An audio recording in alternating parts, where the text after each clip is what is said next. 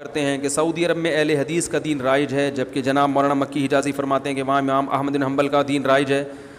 سعودی عرب کا باقاعدہ قانون ہے، نیٹ پہ سرچ کر لیں آپ، لا ہے کہ فقہ حنبلی نافذ ہے وہاں پہ، یہ تو گوگل پہ لکھیں آ جائے گا، اور باقاعدہ فقہ حنبلی کی کتابیں لا میں شامل ہیں کہ اس کتاب پر فیصلہ کیا جائے گا، اس میں جزیہ نہ ملے تو اس کتاب پر۔ اور سعودی عرب کے قانون میں یہ بھی ریٹن میں لکھا ہوا ہے، اب کا مجھے پتہ نہیں، 8-10 سال پہلے تک تو یہ تھا کہ اگر فقہ حنبلی میں حل موجود نہ ہو تو پھر فقہ حنفی سے لیا جائے گا۔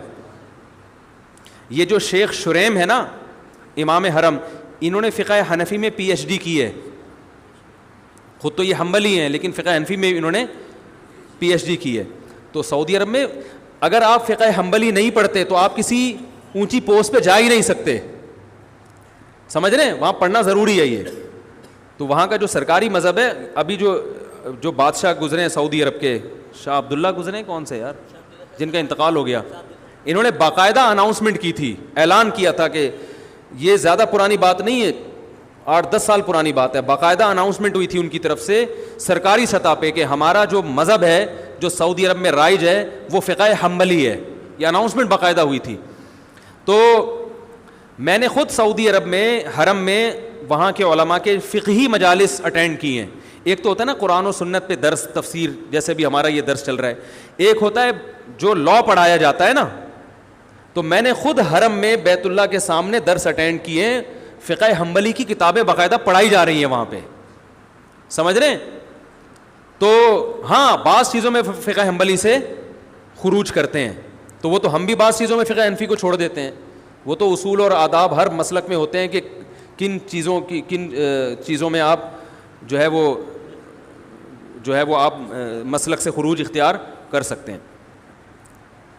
باقی فقہ حنبلی رائج ہے اور وہ خلاف فقہ حنفی کے بھی نہیں ہے۔ یہ جو امام شیبی ہیں جو جن کے ہاتھ میں بیت اللہ کی چابیاں ہیں،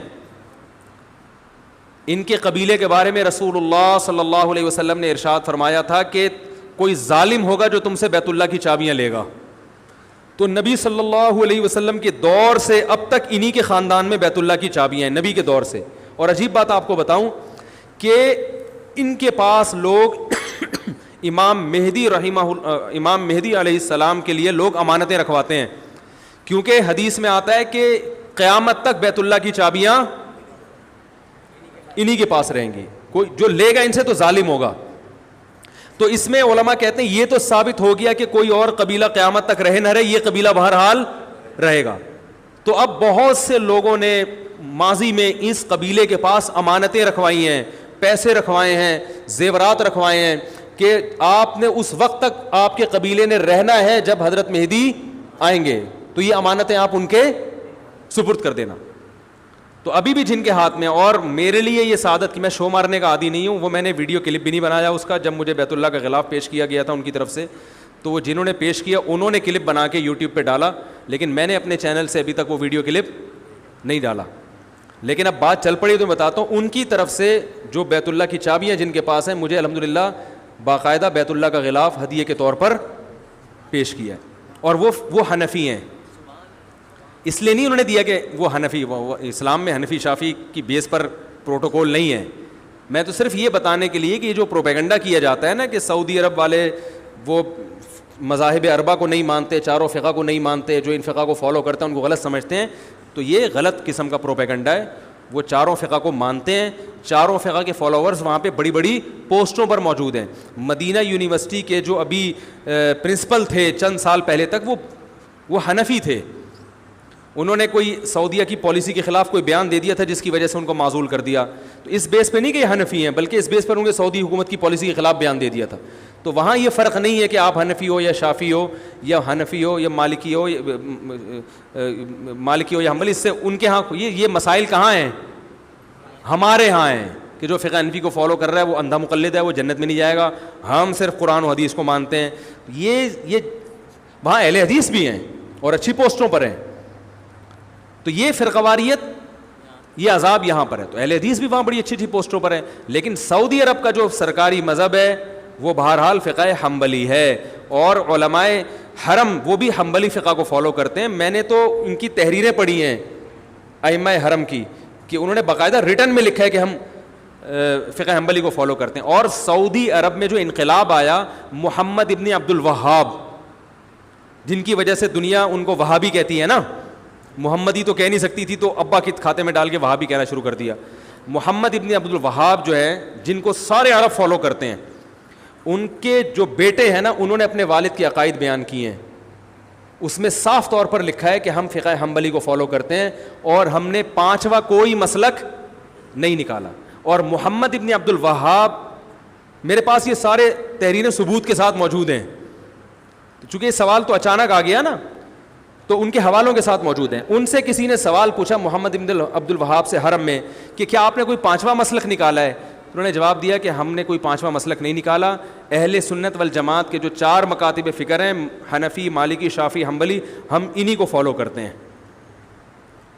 آئی بات سمجھ میں؟ اور اس میں ہم فقہ حنبلی کو فالو کرتے ہیں, اور ہم ان تینوں کو, چاروں کو برحق سمجھتے ہیں. یہاں تک کہ ان کے جو بیٹے ہیں نا محمد بن عبد الوہاب کے, ان کے فتاوی میں یہ بات لکھی ہے, انہوں نے کہا کہ ہم ابن تیمیہ رحمہ اللہ تعالیٰ کو مقتدا اور رہبر سمجھتے ہیں, مگر ابن تیمیہ نے چاروں مذاہب کے خلاف اگر کوئی فتویٰ دیا ہے تو ہم اس میں ابن تیمیہ کو فالو نہیں کرتے.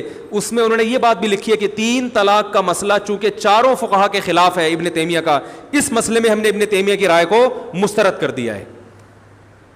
نہیں آ رہی بات سمجھ میں؟ تو یہ محمد ابن عبد الوہاب کا بھی بیان میں نے بیان کیا آپ کو, جو میرے پاس حوالوں کے ساتھ موجود ہے. نہیں تو آپ نیٹ پہ سرچ کریں, آ جائے گا. آج کل تو گوگل پہ لکھو, بہت سی چیزیں نکل آتی ہیں.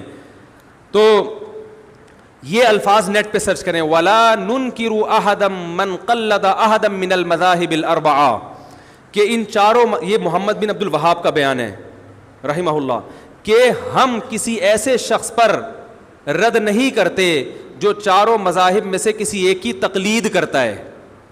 یہ نیٹ پہ گوگل پہ آپ الفاظ لکھ لیں, ٹھیک ہے, لا ننکر احدا من قلد احدا من المذاہب الاربعہ, گوگل پہ لکھیں گے, یہ ان کی ورڈنگ انشاءاللہ آ جائے گی. تو اور یہ بھی ہو سکتا ہے نہیں آئے تو مزید ریسرچ کریں, آپ مزید تحقیق کریں, کیونکہ بعض دفعہ یہ الفاظ کسی اور کے بھی کہے ہوئے ہوتے ہیں نا, تو کسی اور کے نام سے آ جائے گی پھر وہ. تو محمد بن عبد الوہاب وہ بھی حنبلی تھے, ان کے بیٹے نے تو باقاعدہ کتاب لکھی ہے کہ جو چاروں مذاہب میں سے کسی ایک کی تقلید کرتا ہے, تقلید کے الفاظ ہیں, ہم اس پر رد نہیں کرتے اور ہم فقہ حنبلی کو فالو کرتے ہیں. ابن تیمیہ رحمہ اللہ کو عرب لوگ بہت زیادہ مانتے ہیں, تو انہوں نے کہا ہم ابن تیمیہ کے فالوورز ہیں, لیکن ابن تیمیہ رحمہ اللہ نے چاروں فقہ کے خلاف اگر کوئی بات کی ہے تو ہم اس میں ابن تیمیہ کے قول کو رد کر دیتے ہیں. پھر انہوں نے 3 طلاق کی مثال بھی دی ہے. انہوں نے, سمجھ رہے ہیں کہ نہیں سمجھ رہے؟ تو یہ ہے.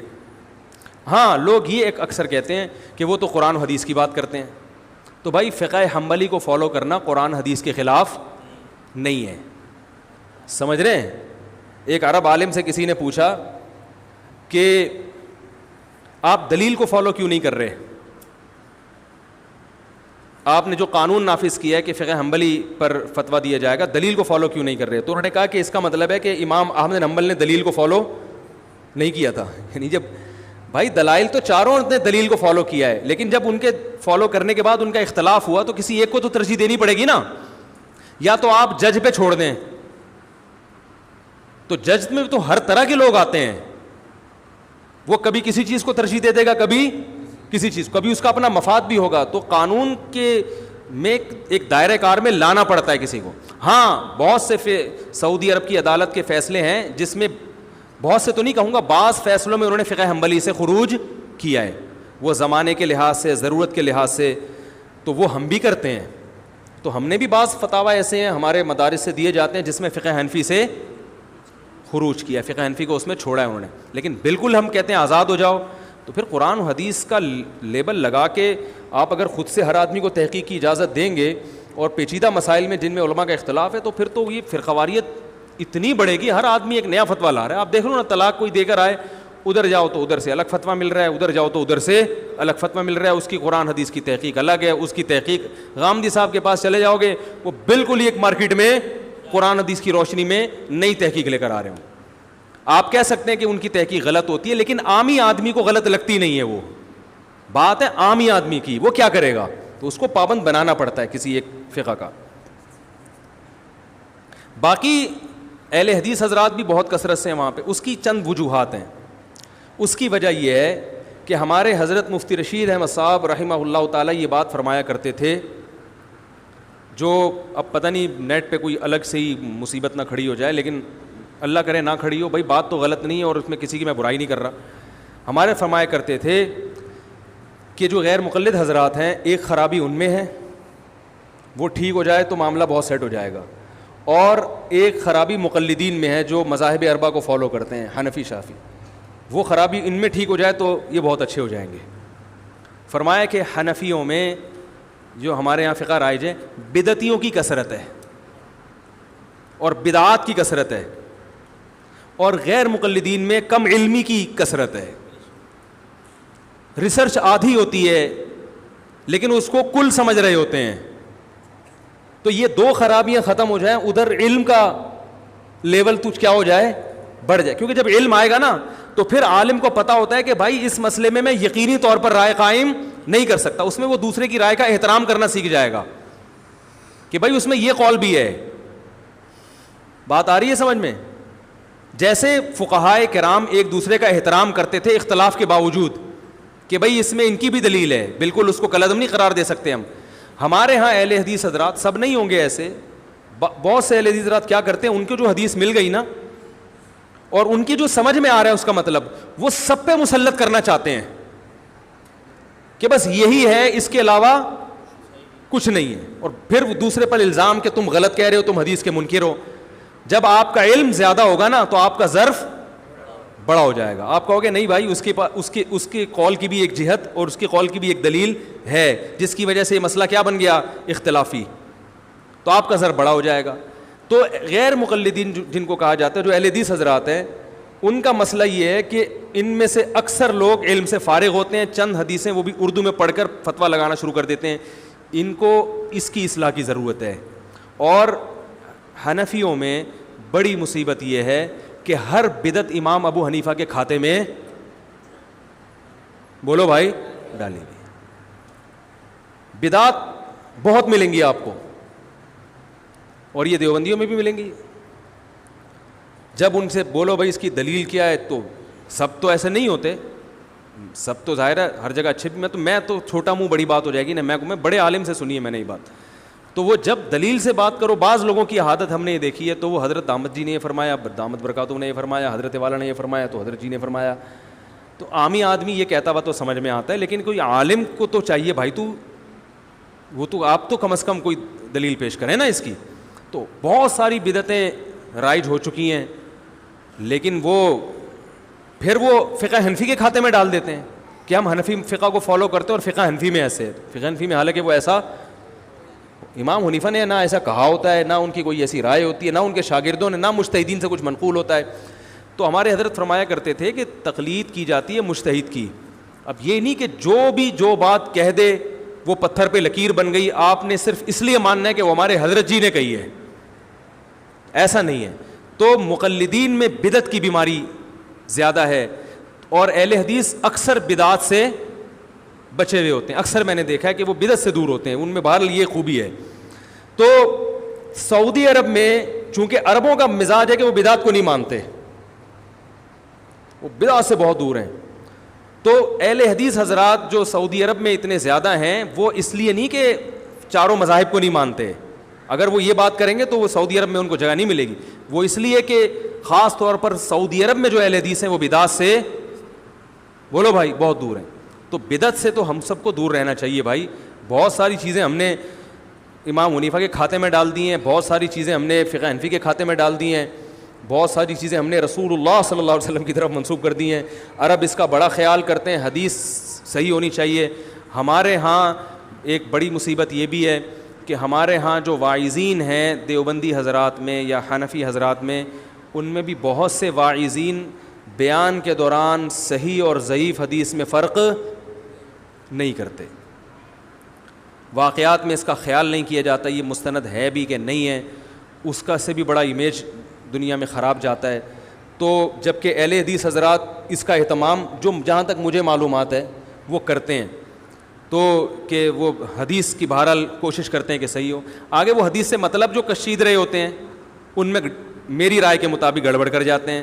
اور دوسری بات یہ کہ وہ والی حدیث دیکھ رہے ہوتے ہیں, اس کے اپوزٹ دوسری بھی ہوتی ہے, وہ بسا اوقات ان کی نظروں سے اوجھل ہوتی ہے. پھر دوسرا, کوئی اصول نہیں ہے. سب سے پہلے تو مسائل استنباط کے کوئی اصول اور ضابطے تو ہوں نا. تو اس کی وجہ سے میں تو بہرحال فقہ حنفی ہی کو فالو کرتا ہوں اور اسی کو ترجیح دیتا ہوں, کیونکہ یہ اس کی کیا وجوہات ہیں پھر بیان لمبا ہو جائے گا. لیکن اگر کوئی اہل حدیث بھی ہے, علم میں مضبوط ہے, تو وہ بھی اہل سنت میں داخل ہے. تو ہر فقہ کی اچھی چیز کو لے لینی چاہیے. بدعت سے اجتناب آپ لیں ان لوگوں سے. اور ہمارے ہاں جو مزار پر, ٹھیک ہے ہمارے ہاں علماء میں نہیں ہیں یہ چیزیں, جو اچھے مستند علماء ہیں نا, بڑے علماء, ان میں بدعت نہیں ہے. لیکن کثرت تو ہم جیسے نالائقوں کی ہے نا. عامی آدمی تو وہ تو عام لوگوں کو دیکھے گا نا, وہاں تو سب کچھ چل رہا ہے, لائٹیں بند کر کے اجتماعی ذکر کی محفلیں پوری ابتدائی ہوتی ہے, لاؤڈ اسپیکر پہ اعلان ہوتا ہے, 3:05 پہ باقاعدہ ذکر کرایا جائے گا. میں پوچھتا ہوں یہ کہاں سے ثابت ہے بھائی؟ ایک تو ہوتا ہے نا کوئی پیر صاحب اپنے مریدوں کو جمع کر لیں تربیت کے لیے, ان کو ذکر کروا دیں, وہ تو ٹریننگ ہے, چلو جی ذکر کی عادت ڈال لیں گے. لیکن لاؤڈ اسپیکر پہ اعلان کر کے کہ خانقاہ میں اتنے بج کے اتنے منٹ پہ ذکر ہوگا, وہ تمام حضرات محلے والے بھی آ رہے ہیں اس میں, تو یہ اجتماع تو بدعت ہے بھائی, اس کا کہاں سے ثبوت ہے؟ تو یہ بہت ساری اس قسم کی اور بھی چیزیں ہیں. تو وہ پھر چیزیں جب آپ کے پاس آئیں گی تو پھر چیزیں تو آپ کو چیزیں تو آپ کو اپنے دین سے نکالنی پڑیں گی بھائی. قرآن و سنت کو فالو کرو سیدھا سیدھا. ایک صاحب میرے پاس آئے, کہنے لگے یہ قبر پہ بیٹھ کے مراقبہ کرتا ہوں میں اور وہ فیض حاصل کرتا ہوں, کنیکشن ملاتا ہوں. میں نے کہا سیدھا سیدھا جا کسی زندہ بزرگ سے جا کے, زندہ ختم ہو گئے ہیں, مارکیٹ سے شارٹ ہو گئے ہیں کیا؟ کیوں بیٹھا ہوا ہے قبر پہ بھائی, تو مراقبہ کر رہا ہے, جا کے پتہ نہیں وہ قبر سے کنیکشن بحال کر رہے ہیں, وہاں سے کہہ رہے ہیں میں وہاں سے روحانی کچھ چیزیں حاصل کر رہا ہوں. تو ظاہر ہے ایسی چیزوں سے بدعتوں کو پھر فروغ ملتا ہے. تو زندہ لوگ ہیں, زندہ بزرگان دین ہیں, ان کے پاس جاؤ, ان سے دین سیکھو. صحابہ کرام نے نبی سے سیکھا, نبی سے دنیا سے جانے کے بعد پھر وہ آپس میں ایک دوسرے کو نصیحتیں کرتے تھے, اور تابعین نے صحابہ سے سیکھا. ہم تو نہیں دیکھتے کہ رسول اللہ صلی اللہ علیہ وسلم کی قبر پہ بیٹھ کے کوئی محاسبے کرتے ہوں, مراقبے کرتے ہوں. وہ صوفیہ جو کرتے تھے چھوڑ دیں ان کو, کسی کو برا کہنے کی ضرورت نہیں ہے, ان کو چھوڑ دیں اپنے حال پہ. ہم تو, وہ ایک صاحب مجھے کہنے لگے علماء دیوبند قبر پرست تھے. میں نے کہا اگر قبر پرست ہوتے تو بھائی میں بھی قبر پرست ہوتا, میں تو انہیں کے شاگرد ہوں. انہوں نے کہا وہ فلاں دامت برکاتم گئے. میں نے کہا چھوڑ دے فلاں دامت برکاتم کو. اس طرح اگر لوگوں کی سوانے نکال کے ان کے عیب تلاش کرو گے تو دنیا میں کوئی بھی, بولو بھائی, نہیں بچے گا. بہت سے لوگ اچھا کام کر رہے ہوتے ہیں, ایک دو کام ان سے ایسے بھی ہو جاتے ہیں جس سے معاشرے میں نقصان ہوتا ہے. تو اب یہ نہیں کہ ان کی اتنی سی چیز کو نکال کے, بھائی اس کو ہم فالو کر رہے ہیں کہ نہیں کر رہے تو چھوڑ دو, مٹی ڈالو اس پہ.